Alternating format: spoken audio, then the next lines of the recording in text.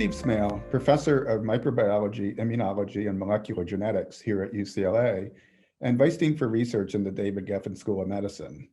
And I'd like to provide my perspective on the Tangible Research Properties, or TRP program, managed by the UCLA Technology Development Group, or TDG.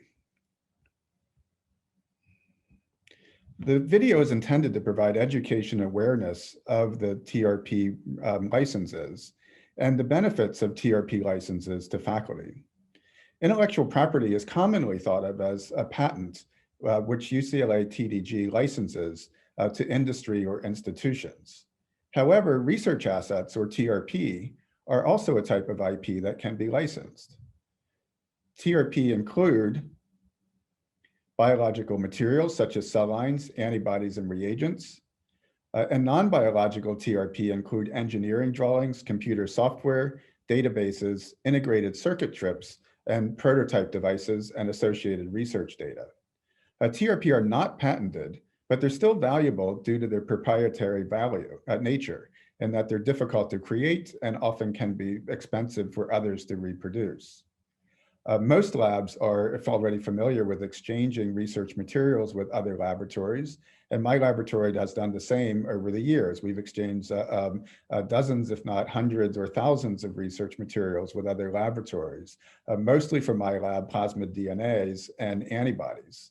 However, with reagents that are requested frequently, it ends up requiring a significant amount of time, effort, and resources to ship the materials to so many different locations that really takes up a lot of personnel time for my own researchers and staff.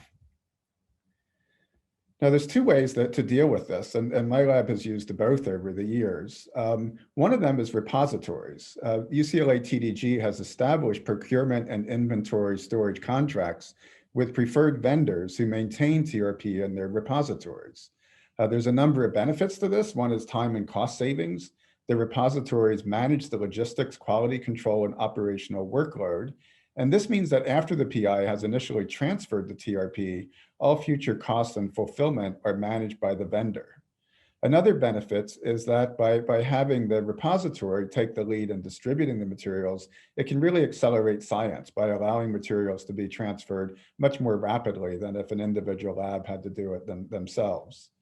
My lab in particular has relied heavily on AdGene, where we've deposited a large number of plasmid DNAs that were requested very, very frequently. And AdGene has done a great job of distributing them to hundreds of different laboratories around the world over the last decade or more.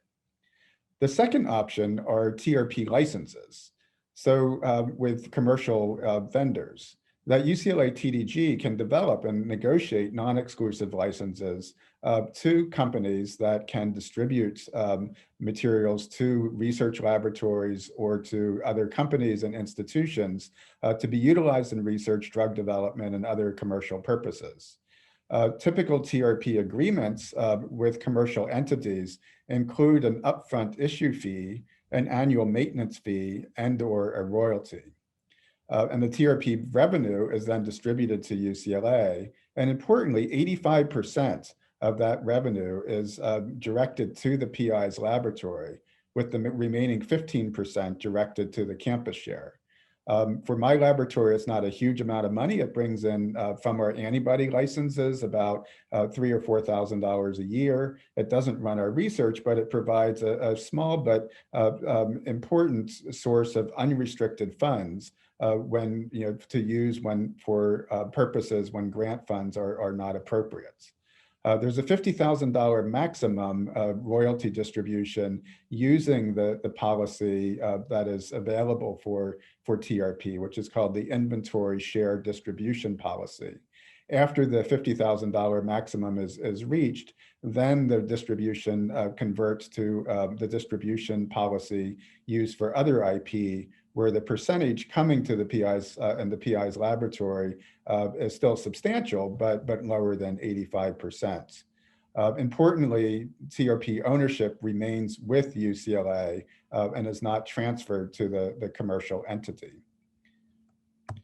To submit TRP for this process for either the repositories or For commercial licensing, it begins with a material transfer agreement where the PI fills out the material transfer agreement through the online MTA.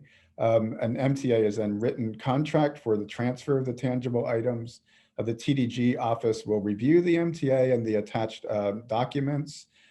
For transfer to a repository, there then are maybe 1 or 2 additional forms that the repository will request, but it's generally a very straightforward process. For commercial licensing, the TDG will negotiate and manage the contract for the exchange of materials and will communicate closely with the PI as the negotiations are underway to make sure the terms of the contract are acceptable to the PI. So that's all I wanted to say. For more information, I encourage you to reach out to your TDG business development officer, or to gain more information, or to seek information through the website or the email address that are listed on this slide. Thank you for your attention, and I hope you will consider this process.